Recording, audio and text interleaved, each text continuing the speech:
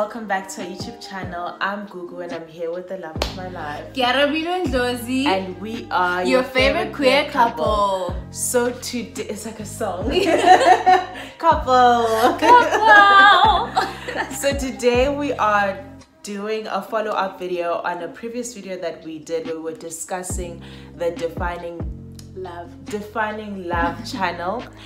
So in that video, I'll just link it right here. We're just talking about the lack of inclusivity to the queer community in terms of that channel, because that channel talks about romantic love. Yeah. So if you haven't watched it, you can just go watch it before you come here. Yes. But today we're just wrapping that up. It's a follow-up video, but we're wrapping up that discussion, and we thought that we should come back to you guys and talk about it because the founder of that channel, and his name is Dennis, reached out to us the day we posted that video.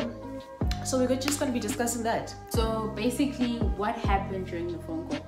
So in the phone call, Dennis basically acknowledged our feelings and what we spoke about in the video and how we felt about the channel. And then he also apologized basically for the lack of diversity on the channel. And and I think another thing which happened is that he kind of explained to us the main reasons behind the lack of diversity which we are currently seeing. Right? And he gave us three kind of reasons that we kind of just summarized from the phone call. It was that number one, some couples which they have reached out to, they're not comfortable with kind of coming on in the video format of it. Secondly, it was that even though people are out within their own spaces, like on social media, when within their friends and stuff, coming out or being on Defining Love would be like a big platform. They just weren't comfortable coming out on such a big platform. Yes. And then the last one was the fact that there was, I think, I'm trying to like paraphrase, but some of the couples that they approached, they would be that they're thinking of approaching. Yes. There'd be some turbulence where they're dating today and then tomorrow next week they're not, like just on and off relationships, or like relationships that were maybe like a bit inconsistent, so then they as a team got confused as to whether like, are these people still together, can we still approach them, like what's going on with regards to maybe couples that are like on a public platform where like they tell people, oh, we broke up, or we, you know what I mean, where you can see what's going on in the relationship. True. So like, I think also one of the things, obviously, like upon hearing that and having time now to process, what would you say are your like comments to those reasons? With regards to the first reason of like them not being comfortable to kind of share their love like in video formats, like not everyone is comfortable being in front of the camera, so I fully understand that, and that's valid. And also like not being comfortable coming out on such a big platform is 110% valid, because I understand like creating a really safe, like the world is not a safe space for queer people. It is not a warm space for them, and I understand like if you've created a safe space between you and your partner, and you've created the safe bubble where you guys can live and be free and experience just safety, I understand not wanting to leave that bubble for the sake of celebrating queer love on a platform, or for the sake of creating representation, or for, you know what I mean? I understand putting yourself first and being like, I don't feel comfortable getting out of this bubble, or I don't want to, or that's emotionally taxing and I don't have the capacity, or I don't want to have the capacity. Like, I fully understand that, and that's completely valid. Like, it's not your job, so you shouldn't have to do it. So for those couples, I fully understand. That makes sense to me. It makes sense to me. Not everyone wants to do that, and that's fine. And that's valid. And then I think for us also, or for me, even during the phone call, the third part where he spoke about the fact that not knowing the turbulence, people being on and off, I did make the statement that, you know, it's not fair you know, that queer couples, or how it came across to me, and it's not even in any light, just even in society, working as queer couples, we kind of have to, we held at another standard, you know, of what love, or what our love should look like, you know, our openness and our candidness about our love, and how it goes, and the processes that it goes in through isn't as accepted as when straight couples go through their ups and downs, or someone, you know, so them being together today and off tomorrow. It's more accepted in society. It's just like, oh, that's just relationship drama. Yes, but when it's queerness, it has to be perfect, you know what I mean? So otherwise, like, it feels like your love isn't real, or it's invalidated. It's like, they're messy.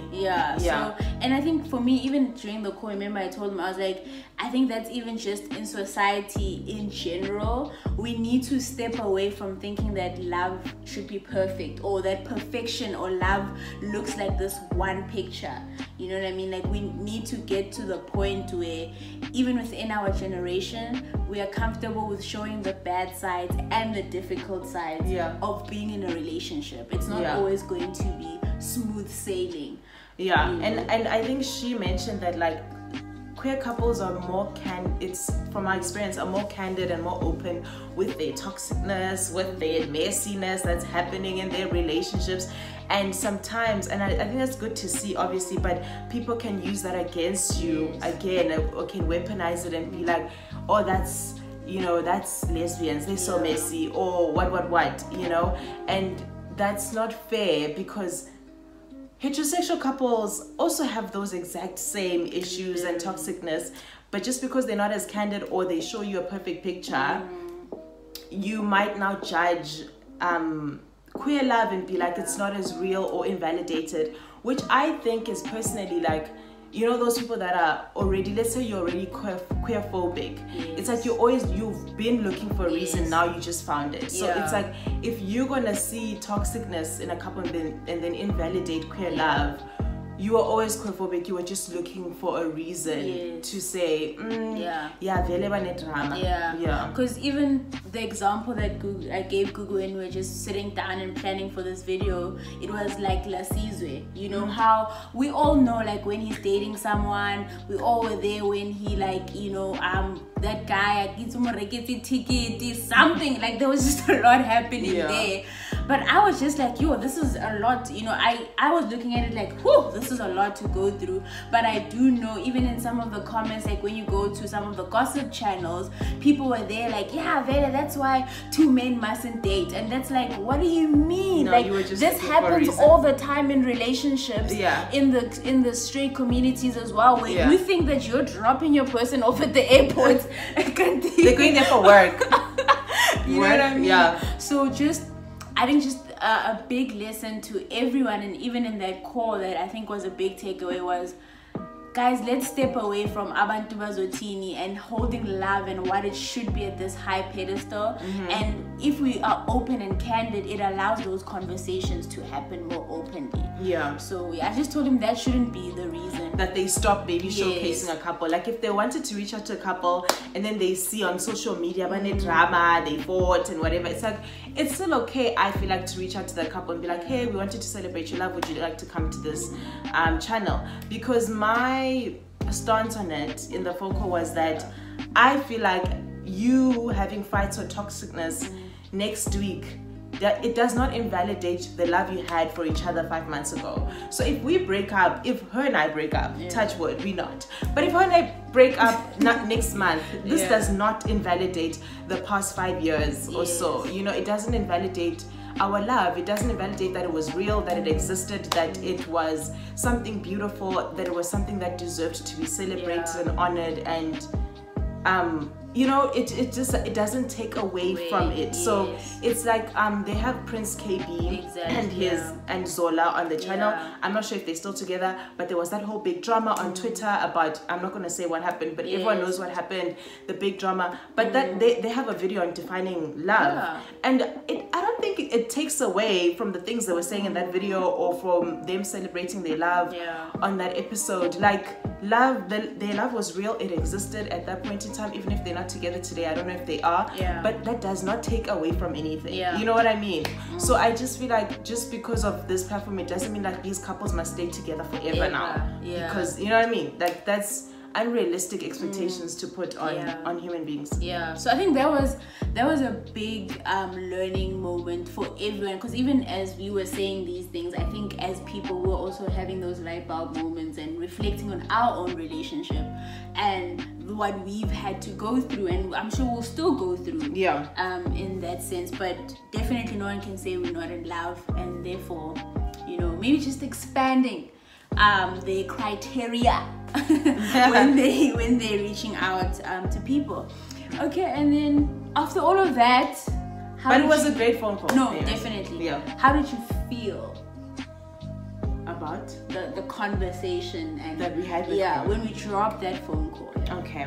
For me personally, I was honestly pleasantly surprised. Like when she told me Dennis is reaching out and wants to have a phone call with us right now, I was like, what? Like I just felt like we were scared. Yeah, I was like, is he mad? Does he want to drag us? But then like after actually having the phone call, or actually my fear was that he was going to be defensive. You know those people that come at you trying to fix the situation, doing a PR stunt. But I was really pleasantly surprised. I really appreciate that he took the time to reach out quickly. It's not even like our video had 1 million views and that's why he was reaching out. Like he was reaching out because he was reaching out. That's what I got from that conversation. So I appreciate that it was quick. I appreciate that he was quick to also acknowledge and validate our feelings and be like, what you said was valid, and I acknowledge it. And he also apologized. Even he also gave us reasons as to why so far there's been such a lack of diversity with regards to queerness on the channel, but in those reasons he wasn't excusing. He wasn't giving excuses. He was just saying, I acknowledge, I apologize, and I also just want to explain to you guys what has been happening so far and why if you go to that channel it's mostly heterosexual people. Definitely. And I think for me, I even told Gugu this, I love conversations. I like talking with people as long as we're kind and we're respectful and we're learning from each other. I'm here for it.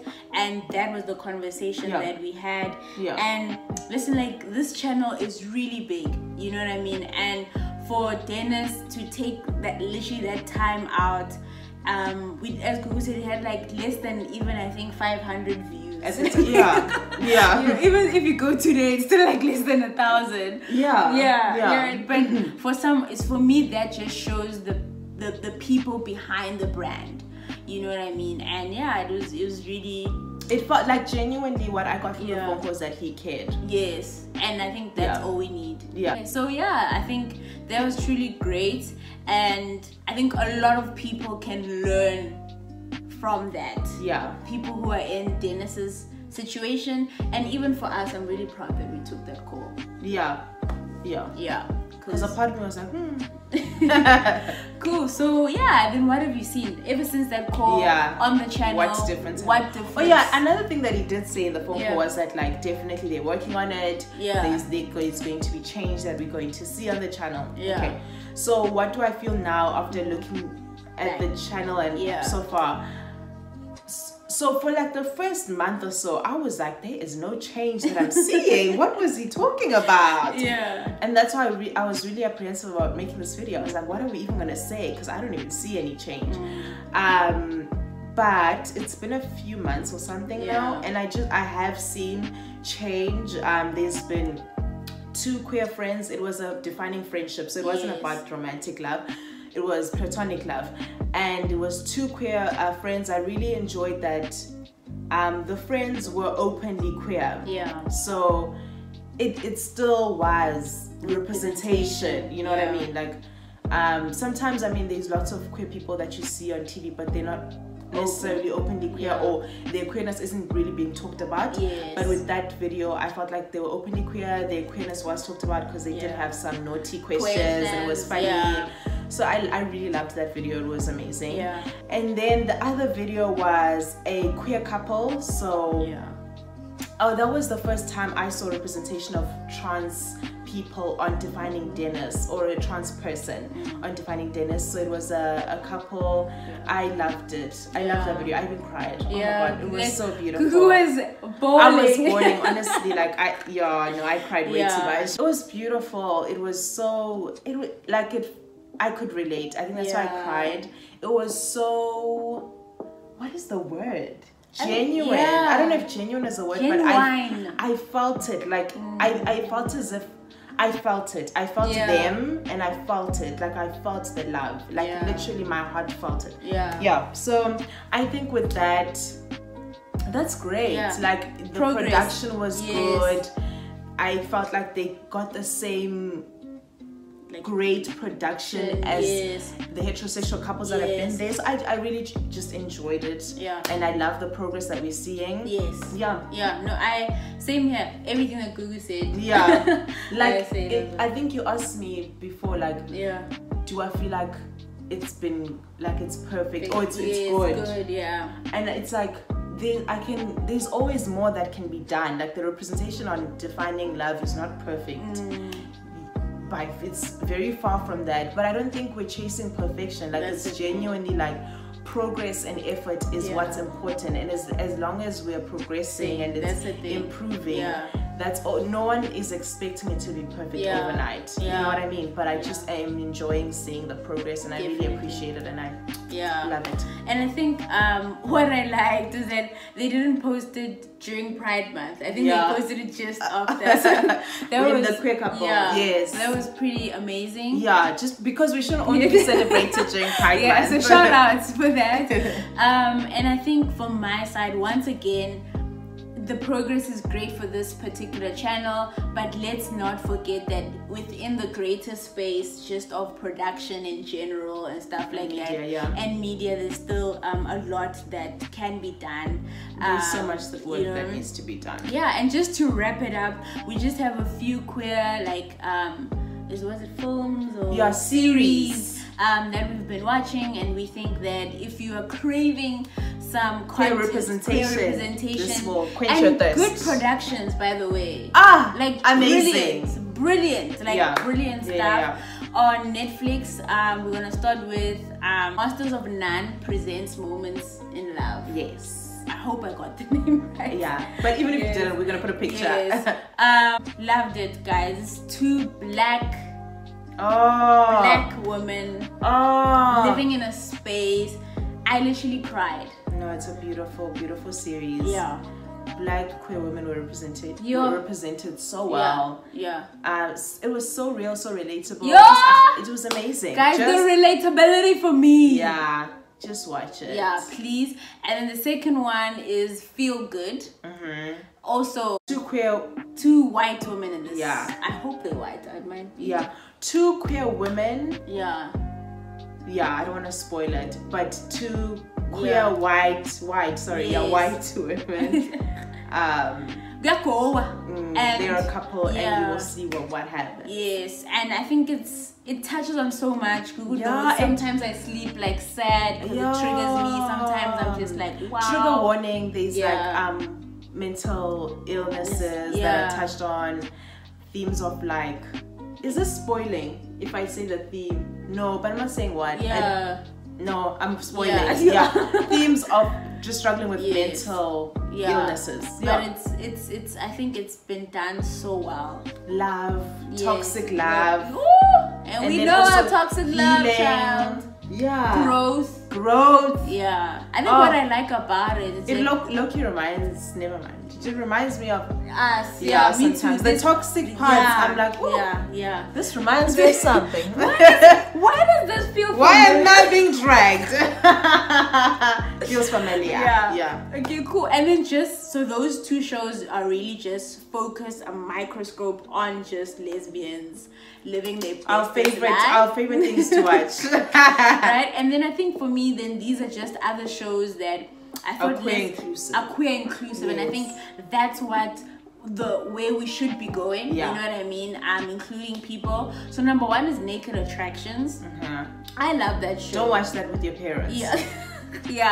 And I think it breaks down a lot, just in terms of being so focused on how people look and yeah, naked attractions. I think it's great. My aunt and her boyfriend introduced it to me a few years ago, and every time I can tell people to watch it, I definitely do, especially couples. I think you have meaningful conversations about I it. don't think so. It's not Really? that deep. But you But it's funny to watch. I just laugh. I don't get the depth of it, but depends on your perspective. And then on Netflix again, it's Dating Around. Yes. So it's a show about like speed dating. Yeah. So someone goes on dates with different people in one night, and then you see the different dates. It's amazing. I've seen like pansexual people go on there, so they obviously go on dates with different genders or non-gender conforming people. Yeah. There is gay men. There's lesbian women. Like it's just amazing. Yeah. There's heterosexual people. You know what I mean? So it was mixed masala. And I love that. Yeah. I love that show so much. Yeah. As I said, that's where we'd like to go for all the people that are media houses or whatever. That are doing shows that have to do with dating, any creators. I really feel like if you were to just watch those shows, you'd gain a lot about what inclusivity means, looks like, and what it looks like, and what people are asking for. Yeah. But that's us. And thanks to Dennis for the phone call. Thank you to Gugu. Thank you to all the people. Thank you to you. Thank you. Thanks to all the people that liked, shared, subscribed. Go watch that video, food for thought. And if you've learned something, please put it in the comments. We love knowing that people are here to actually listen and hear what we have to say. Thank you very much, guys. All right, good outro. Bye.